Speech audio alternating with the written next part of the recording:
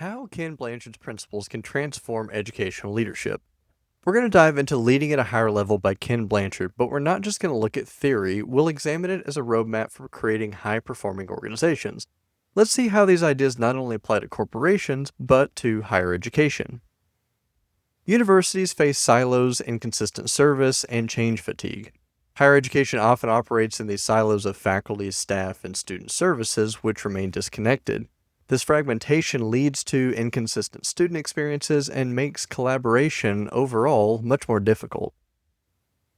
Students expect seamless, high quality experiences, and it's up to us to deliver. Students these days expect smooth, supportive interactions across advising, teaching and instruction, and campus services. When we fail to deliver, trust erodes and student success suffers. All of this is a result of leadership gaps. Traditional leadership often focuses on control, not empowerment. Many leadership models still emphasize control and hierarchy, but in today's much more interdisciplinary environment, that approach slows innovation and stifles collaboration among faculty and staff. The result of leadership gaps is burnout, low trust, and missed opportunities. The result of these centralized control and leadership gaps is that faculty and staff feel burnout, they feel low trust across departments, and miss chances to support students effectively. We need a better way, and Blanchard may very well have our solution. We need a model that aligns vision, people, and performance. Blanchard offers exactly that model. Align vision, empower people, and drive performance. Let's explore the process and how it affects everyone in the organization. Blanchard starts with the right target, what he calls the quadruple bottom line. High-performing organizations aim for 4 outcomes: to be the employer of choice, provider of choice, the investment of choice, and the corporate citizen of choice. For us, as a university and in higher education, we should be the workplace of choice, learning provider of choice, and community partner. In higher education, this means being a workplace of choice for faculty and staff, even community members in some cases. We should also be a learning provider for our students and for our faculty and staff, and a trusted partner for our community. We must put the internal and external pieces together.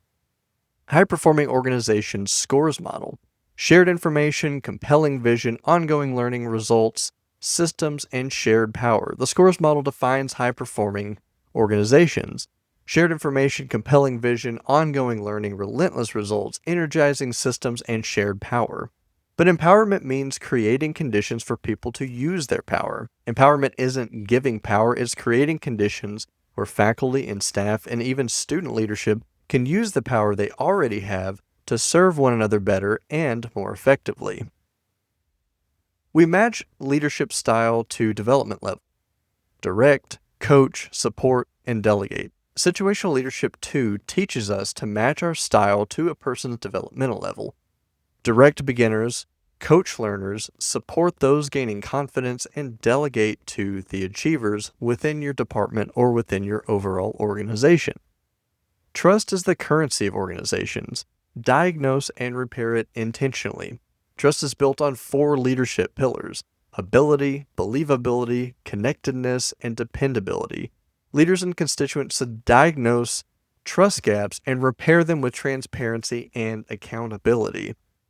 Collaboration equals heart, head, hands, beyond coordination.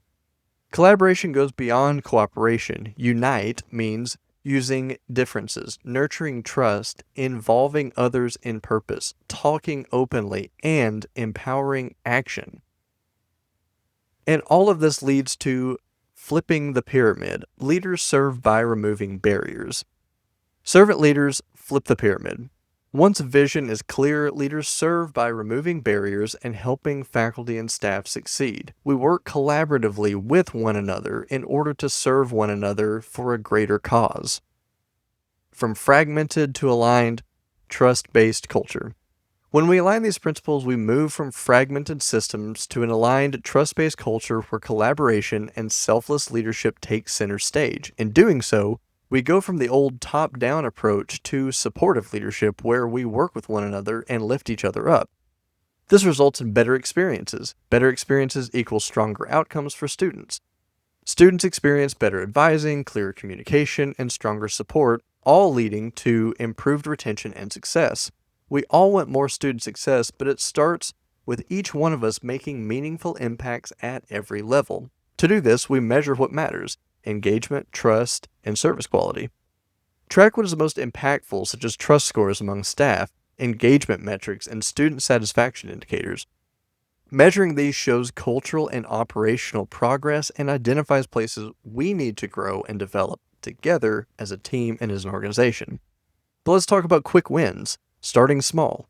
Situational Leadership 2 for advising, a trust pulse, mentoring programs. To make a difference, we can start with quick wins. As leaders, we can apply Situational Leadership 2 in academic advising. We could run a trust pulse survey for every institutional player and launch a mentoring program for faculty and staff.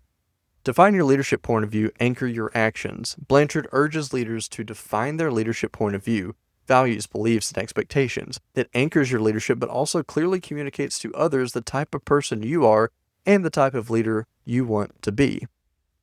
Leading at a higher level starts with us. What's your next step? Leadership and making meaningful change starts with us. What's one step you'll take away to empower your team and elevate your culture?